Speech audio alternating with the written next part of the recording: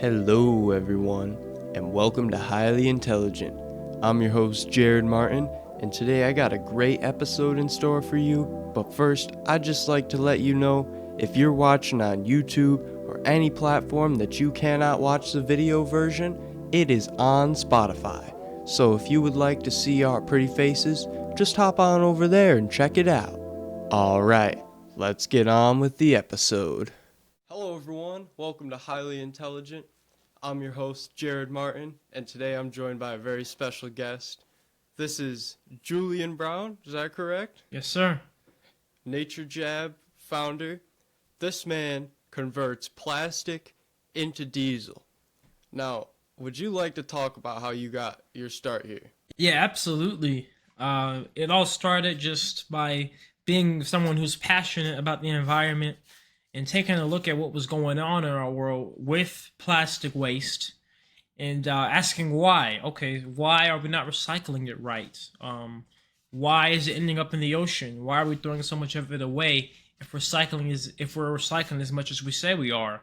And then, going from that question, asking another question. Okay, realizing we're not recycling because it's not profitable, because it's cheaper to just pretend like we are. Okay, so what are the reasons why it's not profitable?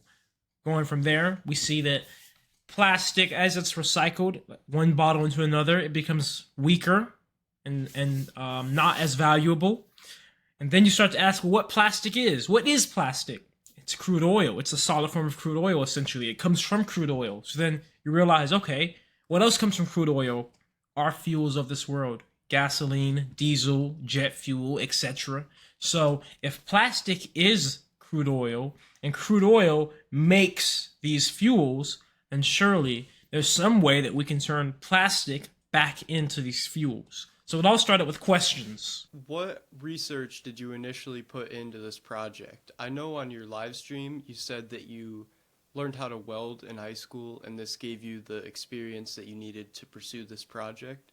So yes, in high school, junior, senior year, I was in a welding program. That's how I learned how to do the metallurgic parts of this. In terms of the science part, the chemistry part, I have no formal education in chemistry. It was all self-taught through purely just research papers that you could find on Google. So what I do is the process of pyrolysis, and in Greek that means pyro and lysis. Pyro means heat, lysis means to break apart. So we're breaking apart the plastics just with heat, not with oxygen. No air can be around. So if you take a candle, right, and you put the lid over the candle, the flame snuffs out. But the heat is still there. But yet the flame can't exist without the air. So that's essentially what we're doing. We're heating it up in this oxygen-free environment so a flame cannot form, the plastic cannot burn, and release all these toxic emissions in these ways. Instead, it's distilled into its basic form. So pyrolysis has been around since the beginning of Earth. That's how Earth has turned algae and such into crude oil to begin with. And scientifically, it's been studied and reactors have been made for hundreds of years. So all this information is abundant online. You just look up pyrolysis of plastic waste and you'll find hundreds of research papers from universities all over the world published every day. And that's how I found my research, just by looking that up and utilizing the fact that we are in the age of information and disinformation to my advantage, and saying I don't have to be in a lab. I don't have to have a degree to do this. I want to do something about it, and this information is right in my face for free. Let me just apply my skills that I do have to make this work. So do you want to talk about the process in depth a little? I know you said that you use microwaves to heat up the plastic in that environment. But I was also curious about how you extract the oil, because I know it's tumbling in the machine there, but I don't know how you get the oil extracted out of that. Sure. So my machine is a microwave pyrolysis reactor, meaning the heat that breaks down the plastic is coming from actual microwaves. And essentially, and within my machine are these blades. They're called auger blades, shaftless auger blades.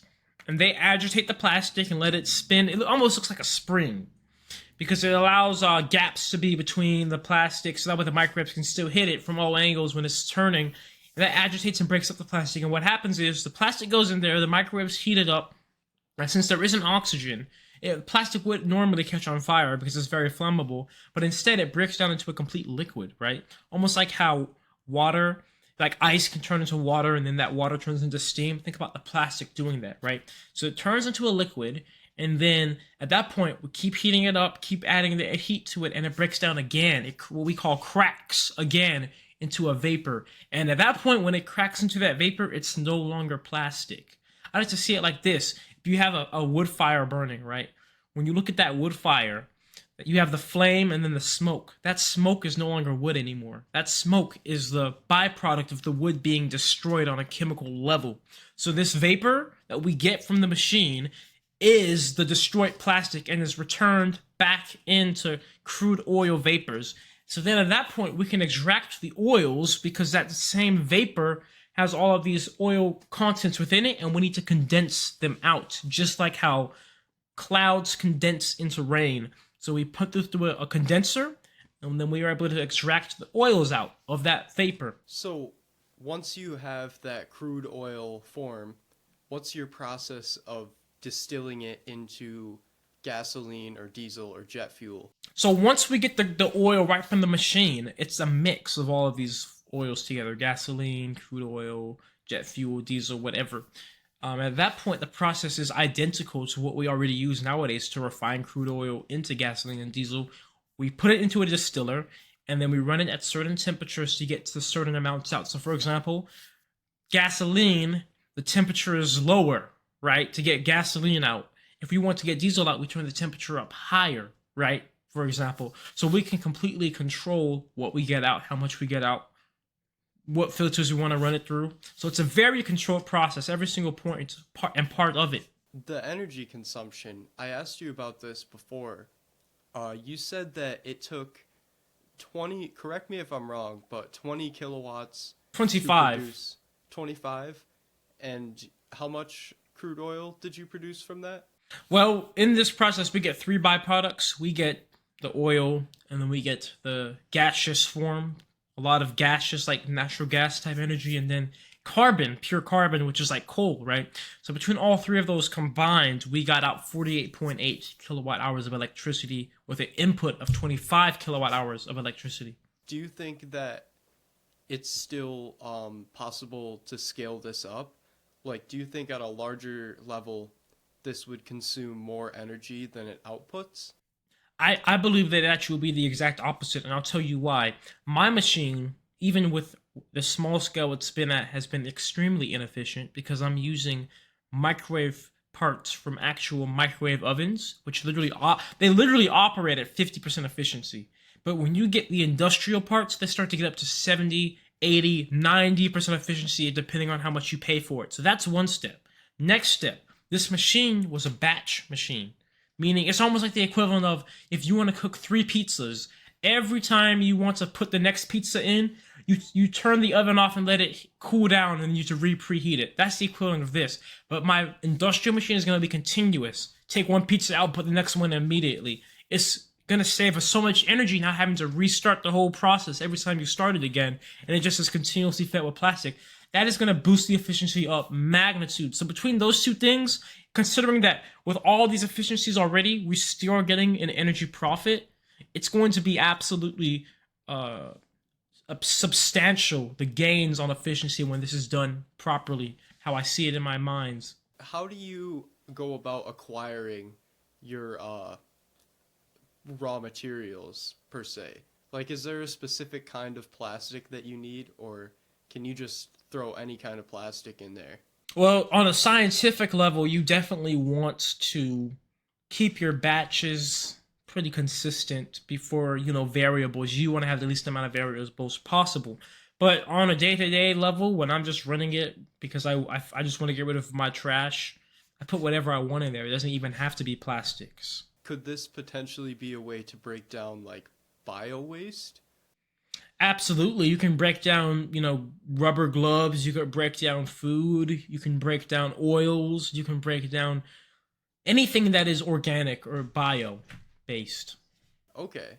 So what do you do with all of the carbon leftover product, like the coal that you have output from the machine? Well, the coal is actually an amazing what we call catalyst. So what it does is I mix it in with whatever I put in my reactor, and it actually speeds up how these things break down in there because it allows whatever I put in there to absorb microwaves way better. But after that, I always have some left over. I have been just keeping it in buckets to keep it dry for later sampling. However, it actually, once completely cleaned up and filtered properly, it can be used as biochar in agriculture to be a soil amendment. It can also be put in concrete as a concrete filler to make it stronger. It can be put in roads. It could be put in tires. It could be a pigment. So it has tons of uses. When you first made your first batch, you ran a lawnmower first, correct? Weed whacker. Or was this weed whacker? Okay. So, do you want to go through what that process was like of finally getting your first batch done and then testing it out? Yeah, so what happened with that was, so I've built 4 machines. My Mark II machine was my first machine I started to collect oil on. So with Mark II, we started to collect oil, and then we went through this whole process. The whole thing is on my YouTube channel, where it's a whole series where I was trying to refine it and trying to clean it up. And I started by just trying to chemically refine it, trying to like put additives in it, or try to like physically filter it to try to make it cleaner. But as I just explained, this oil was a literal mix of 3, 4, 5 different types of oils together. There's no way that you can physically separate gasoline from diesel and kerosene mixed together like that. The only way is distillation, right? So, with that being said, the first time I ever tried to run a weed whacker, it failed because it was too mixed of an oil. Then I built my first ever distiller, and I distilled the first ever clear oil out of it. And then at that point, I put that in the weed whacker, and it ran. And that was so exciting to see because I know, a weed whacker, a gasoline weed whacker, and like a car engine are like 2 different things, but still, for the most part, if you could run a weed whacker, you can run a car off of that fuel. If you add some things, maybe to make the octane higher or lower, do whatever needs to be done, at that point, it's really exciting. So that was a huge achievement, and that was the first big step because people want to see, it's like, cool, you can make oil from it, but can I use it though, Yeah.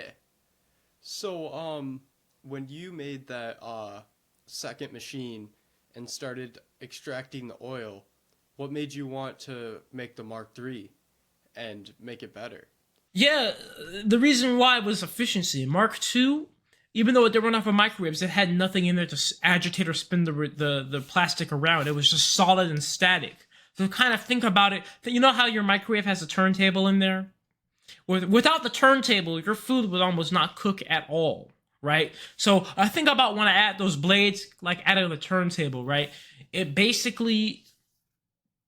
It just allows when one part or one side of the plastic breaks down, it gets turned so the next part can, versus relying on purely heat conducting from the hot part that's already broken down into the part that hasn't, which is just less efficient. The next thing you powered was a go-kart. Was that off of the Mark III's oil or the second one's? Mark IV was the go-kart. What was the transition from 3 to 4 like? Well, Mark III blew up like a Revolutionary War cannon. That's what happened. I see. Yes. What do you think happened there? So what happened was I constructed Mark III out of a 55-gallon drum, and the metal was very, very thin on that drum because they're not made for this. They're made for like storing. I mean, I got it from a barrel meant for storing coconut water, right? So it's not built for this type of stuff at all, not for heats or pressures. So the first ever run I tried to do on it literally exploded right in my face. Unfortunately, the lid shot off away from me and not at me. But when I had done my little trials of it, like testing the blades, testing, how... Mark III was also the first machine that incorporated multiple magnetrons, or essentially multiple different sources of microwaves generators coming into one space. So when I had first done that, to see how much more power and how much more efficient the whole process got from adding multiple magnetrons as well as the agitation blades, I knew we have to build Mark IV a proper one. I built that one out of two propane tanks, so it was smaller but much more sturdy and stable. And Mark IV was my most successful machine, my most efficient machine, and that was the machine that let me know, okay, at this point I can go ahead and apply for a patent on this design because this is going to only get so much more efficient and so much better, and I could see exactly how to do it. So what is your plan to upscale it for an industrial scale? Well, the plan of that is, here's the thing. My goal is to keep it as much ownership as I can because I believe that in the right hands, this technology can absolutely change the world forever, right? But it cannot be suppressed. It cannot be shut down. It cannot be completely corrupted by greed. So my goal for this is to raise money organically to get my next machine built. I'm going to need about $1 million between building the machine itself and to have the space to do it, the lab space, right? And as well as all the scientific tools for testing and such. And ultimately, that really isn't all that much money in a scientific field, right? Scientific fields. I mean, think about how much money like the military spends, right? So that's the goal, and I want to raise that money just through, ad revenue, through GoFundMe and things, because this next machine is going to be my first ever industrial machine. All my machines up to this point have been handmade out of scrap parts that were not meant for this at all. But Mark V, or when I kind of call it Mark 4.5 because it's kind of a transitionary machine before I built the first ever real big one. It's going to be the first ever industrial machine that's done properly, that is continuous as well, and then it's going to completely blow things out the water in terms of the numbers and just how well it operates. So do you think the reason why industrial pyrolysis, do you think the reason why industrial pyrolysis fails is because they don't have a continuous machine? Well, there are continuous machines out there. The reason why these continuous industrial pyrolysis machines fail is probably because of, when it comes down to it, the efficiency. They're not efficient enough, right? When they get bigger and bigger, they get more and more efficient. But they weren't using microwaves. They were using flames. Up to this point, in all the literature I have read, in all the research I have done, there has not been an industrial level, full-scale, continuous microwave pyrolysis reactor that has not been created yet, right? And with that being said, since it hasn't been created yet, nobody really has the numbers on if it's going to be worth it. But I have the numbers on a small scale with a design that is scalable, huge, and largely that it will be worth it, because I seen when I went from this small little kind of like built it in a pipe standing up reactor, the efficiency boost from that to just a bigger horizontal one. That lets me know that when we scale that bigger horizontal one up to an even bigger horizontal one with like 10 magnetrons coming in, and it's continuous, it's just complete logic that with all those right circumstances, with the right parts that were designed for this, it's just going to go up even more. So you were saying that the world could be powered for 30 years on the plastic in the ocean alone? Yes, the plastic in the ocean has enough oil content within it to run the whole world for over 30 years. And mind you, the whole world collectively consumes 97,000 barrels of crude oil every day. There's enough oil in the ocean to keep that up for 30 years. Wow. It's crazy that we used all that oil on making plastic. Yeah, and then think about it. That's just what's in the ocean. That's not what's in the landfills. That's not what's going in the ocean every day. And that's not what's being produced every day. So between all those things together, I personally would say that if we have the right systems in place, we honestly may not need to ever make our fuels from crude oil again. We can just continue to make our fuels from plastic. You want to talk about the emissions that come off of your fuel versus like a fuel that you'd pick up from the gas station? Is it any different, or is it better for the environment, or is it the same? So I'll show you like this. Plastic comes from crude oil, gasoline comes from crude oil. The only difference in emissions comes down to how you refine it. If you were to put raw crude oil in your car and it burned, the emissions would be horrible because it's not refined, it's not been filtered, not been cleaned up through these processes that we used to do that.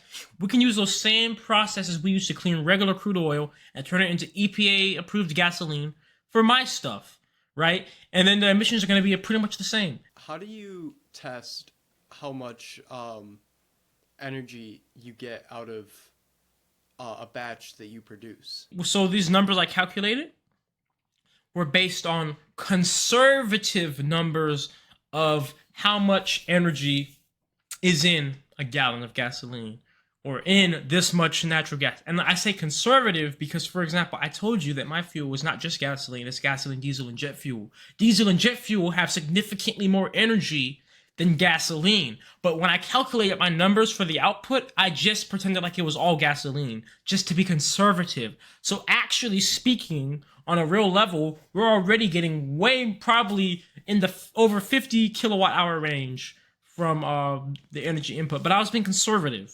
Aside from building the new machines, what is your ultimate goal with this project? The ultimate goal is I want to make it to where, like how back then you could take glass or cans in and get paid for it. I want people to get paid for taking in plastic because plastic is going to be profitable to recycle.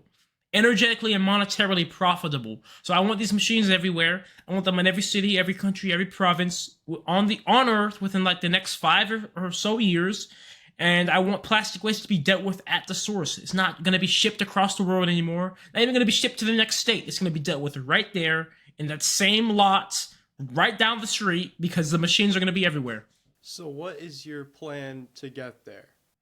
Well, the plan is the first machine, Mark V, the first industrial machine, because we have to prove to the world and to the scientists, too, that this is not that, you can't really get that accreditation when you have this built in your backyard. It has to be built in a warehouse. It has to be industrial, so that way the right people can come fly and see it run. It has to be safe, has to be built with the right parts. When we build that Mark V machine, that's going to be the first biggest step in truly putting this in the world, because it's going to prove to everybody that not only can we run the engines off this fuel, not only can we make these fuels out of plastic, but it can be done and scalable in an industrial way. So do you want to talk about the social media side of things? I know you've been posting progress updates on all the platforms pretty much. Do you want to talk about how this has influenced your journey when making these machines? Yeah, so when I started, I posted nothing. My first year, I say it like this. I started my project completely offline, and that's how I'm going to end it too, because ultimately, social media was never, like accreditation on social media, followers, never was the goal. I'm utilizing social media as a catalyst to boost getting this machine how I want it, because ultimately, we live in this world of the internet. People make millions doing nothing, and I know that I'm doing something that actually has value and substance, and if I can promote myself properly, I can make millions too and actually put it into something that's going to change the world. So social media for me has always been an absolute tool to use, and that's what I've been doing, because I did boost where I would be substantially. There's been many people, see, previously, before, it was you need to go to college to get connections to scientists, to engineers, to whatever. Social media has done that for me. I have connections to every type of person in every type of industry because of my social media presence that I continue to build. I was seeing when people were asking questions, most of the people that you let in the live stream were like people who work in the hemp industry, or people who were construction workers, or there was a software engineer, I think, that was also interested. There was just a whole bunch Everybody. of people. Yeah. Because we all agree, like I say this all the time. Hey, you can hate me or love me. You can believe in what I'm doing, or you could say that, oh, the emissions are bad, it's never gonna work, it's never gonna be efficient. But it's something that we all unanimously agree on, no matter what side you stand on politically, or like me or not, or scientifically, whatever, what you believe in. We all as humans can unify and agree that we should not have these plastics in our ocean. Definitely. So, say 20 years down the line, these machines are everywhere, plastic is out of the environment. What is your goal to ensure that the environment stays clean like that. And that's the whole point of what I'm doing. I'm not just I'm not just doing some type of fundraiser to get the plastics out the ocean. I'm making it profitable. I'm making it to where I said it myself in the video. There's $84 billion worth of oil in the ocean. I'm appealing to the business people of this world. I'm making it to where if you're putting plastics in the ocean, you're throwing money in the ocean. I'm changing the whole mindset of how everything works. So not only will we get it all out of there because we want to get as much money from that as possible, but we're never going to put it back in there because that's the issue with these people right now that are just collecting out the ocean and making sunglasses out of it. No disrespect to them at all, but it's not solving the root. It's just solving the bandage, just solving the surface level issue. Yes, they're taking out all these hundreds of gallons, respect to them for the caring about the environment and doing something. But then those hundreds of pounds of plastic, hundreds of millions of pounds are going in every year. And unless we not only solve and get them out, but solve why they're going in to begin with, it's never going to be solved. And clearly, more is going in than what we can ever possibly take out. Because people needlessly throw it away because it has no value to them. It's useless to them. But actually, it's literally a gold mine. It is oil, right? Sitting in the ocean. We are going all over the world, doing all of these things to go and get this oil when it's literally pools of it, a continent of it, just sitting there in our ocean. So have you done any sort of crowdfunding, or is there a way for people to help you out with your mission now? I have a GoFundMe, and I think that's the best way to really contribute directly. I do have a Patreon as well. I do have a PayPal donate, but I think GoFundMe is the best.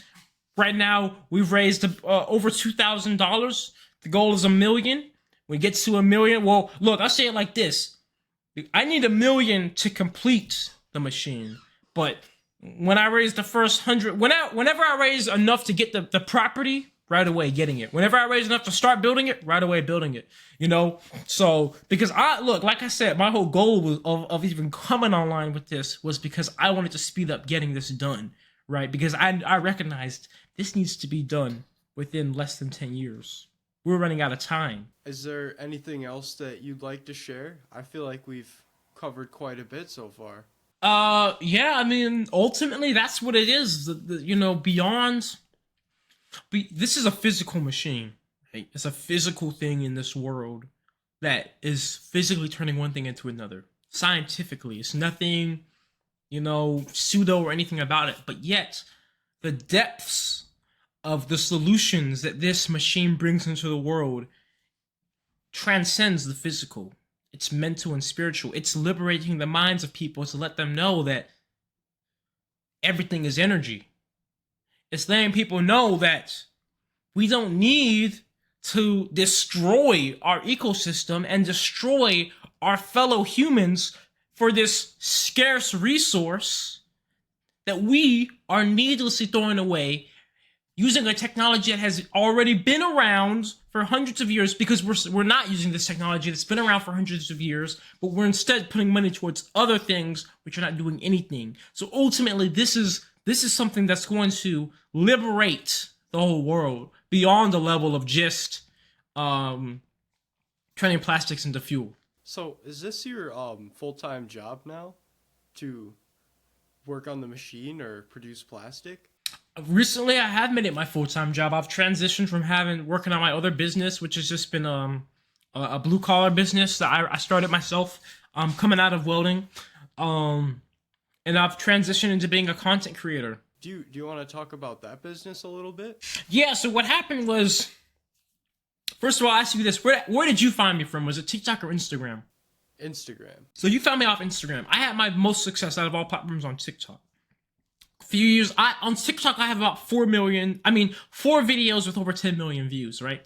But 2 years ago, when I started my TikTok, I wasn't monetized. TikTok would not monetize me. No matter how many times I'd apply, they just would not reach out to me for it. So I get all these views and get nothing for it. Just recently, they finally monetized me. So now, when I do have viral videos, I can make money from it. So then that allows me to really put my focus into content creation because, as I said, I'm only posting online because I want to raise the publicity and the awareness to raise the funds to build the next machine quicker than if I was just doing it myself, working a job. I sure would do it, but it sure would take a long time too, right? So now that I am monetized on TikTok, that opens the door to me to really put all my focus and passion in doing this. And that's exactly what I've been doing. And that's why as of late, I've been pushing so hard on social media, putting out a video every single day. And I'm going to continue to. And we ran that truck because of me able to do this full time. So I literally just been doing this full time for about a month now. And then, of course, by the time I do build the next reactor, a part of that $1 million is, of course, so I can literally make it my full-time job, you know? Because, of course, me being a human, I have living expenses. I have family. I have all that. And in order for me to truly focus on this and do it to the point I need, I, of course, need to have my living situation covered so I don't have to go out, you know, spend half my day at work and half the day working on this. I can spend my whole day working on this and get this out ASAP. I noticed you have the Mayan calendar back there. Yeah, I do. Yeah, I have a lot of quite a few symbols. Yeah. And this is actually my newest hoodie on my merch for my merch line. I do.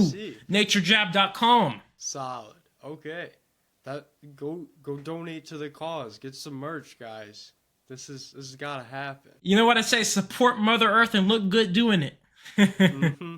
Definitely. Have you thought about getting any sort of like loans or grants to help you out with this project? Grants I'm looking into. I have some people that I'm speaking with that can potentially hook me up with grants because that's the next best option. Like I said, I am trying to maintain as much ownership as possible. So it's either going to be grants or it's going to be organic raising this money. But regardless of whichever way it is, you know, this is something that I want, and it's something I'm going to get because I'm going to put my mind to it until I get it. When it comes to getting the patent, how far along in the process are you with that? I'm patent pending. So essentially these patents, they take a while to go through and get approved.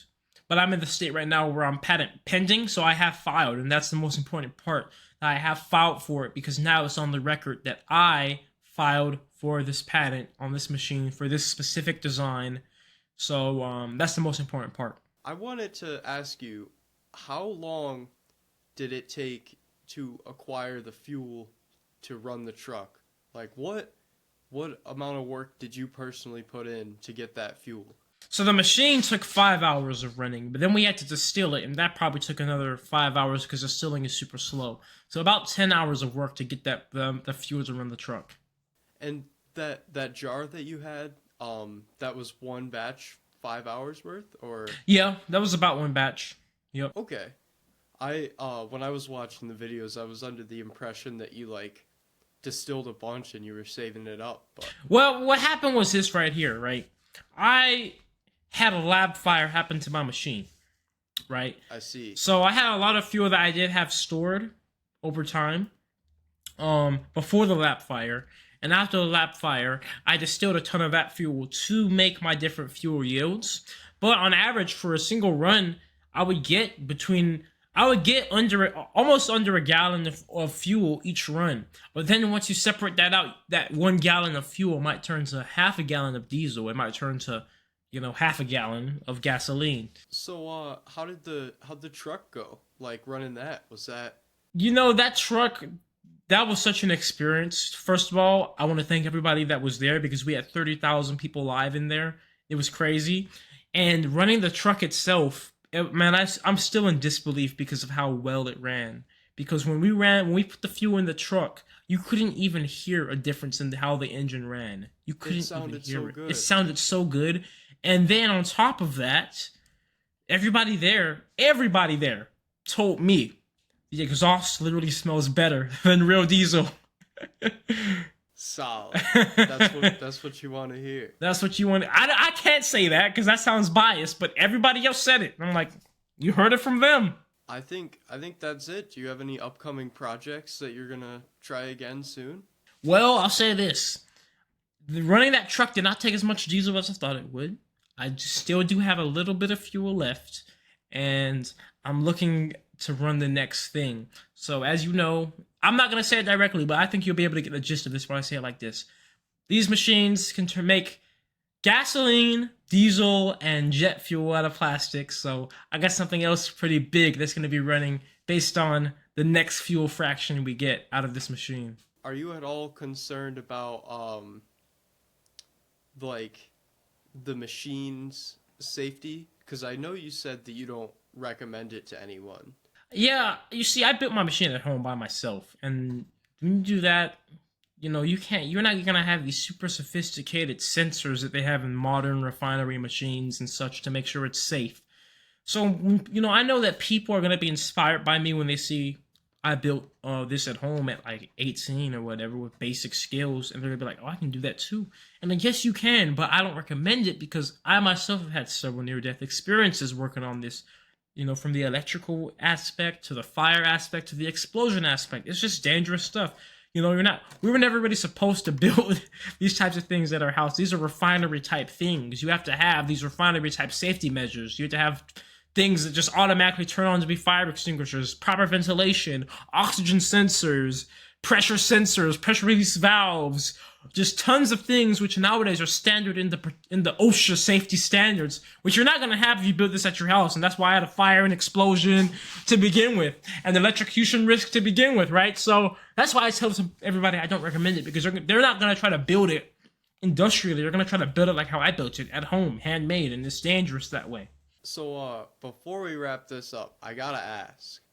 Everyone is commenting that you're gonna get taken out by some government official because of the guy that made the water car and suddenly died. What do you have to say about all that? I mean, look, truth of the matter is, it is an evil world we live in, and it is a profit capitalistic world we live in. That's fact, no matter how you put it. And if you are doing something that hurts the pockets of big entities, there is an absolute risk that you will be snuffed out. But ultimately, I see it like this. First of all, I do this because I truly care about the environment and I truly am passionate about it. So I would not want to even be here if I couldn't work on this. So whether my life is at risk, I'm gonna work on it. If my life isn't at risk, I'm gonna work on it. And being in fear is not gonna help me anywhere when it comes to working on it. So there's no point in being in fear for that reason. And for two, here's the next thing. It's already too late. If they're trying to get me because they're trying to stop people from knowing about this, I've already told so many people about this technology. It's already been posted so many times. I have people email me. I have people show me reactors they built themselves. The movement's already started and it's unstoppable because it's already spread out everywhere. So it really is only going to make it worse, because if something does happen to me, then people are just going to, probably do even more to get this out there. Somebody will carry the torch. So in short, this technology is inevitable, whether it's through me or anybody else, and it's going to happen in the world, and that's what it is. Because now that people know that plastic is crude oil, and we can turn it into energy, and we can do it efficiently, and somebody at a very young age did it in their backyard, it's kind of like the first person that ran like the 5-minute mile. After that, ran a 4-minute mile, 3-minute mile. Once you know it can be done, you only get better and better. It's just like you break a barrier of consciousness. And that's what's been done. And that's really what the goal was, to inspire people more than anything. So it doesn't matter what they do to me. They can't stop the mission ultimately. That was a great answer. Well, I think I've asked pretty much everything that I can. Do you have any closing statements or things that you want to shout out or let the people know about? I'll say this, because I took a year-long break from social media, and I came back. Everybody was freaking out. I'll tell people this right here. If you go on Google, no matter what I'm doing, I could be on social media or off. I could be gone for years. If you go on Google and you search, is there still plastic in the ocean? If Google says yes, there are still plastics in the ocean, I'm here somewhere. If Google says no, there's no more plastics in the ocean, that I might actually be gone, okay? But until all those ocean plastics are gone, I'm somewhere on this earth doing something to work towards it, because I'm not allowed to leave until we deal with this problem. That's it. Solid. That's great to hear.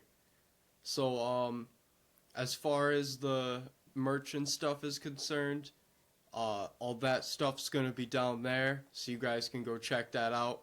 Get yourself a Nature Jab hoodie. go donate to the cause. It's all going to be linked down there. If you want to help get some plastic cleaned up, help this man out on his journey. Well, thanks for coming on the show. I appreciate it. You have a great day. You too. Yeah. Thank you for having me. Hey, thanks for listening to the entire episode. If you like what you're hearing, I got great news. I now offer subscription episodes at the low price of $2.99 a month. At this price, you get access to exclusive bonus content, as well as early episode releases. So whenever I'm done with an episode, that's when you get to hear it. So consider checking out the highly intelligent subscriptions. That's all from me, and I hope you have a great day.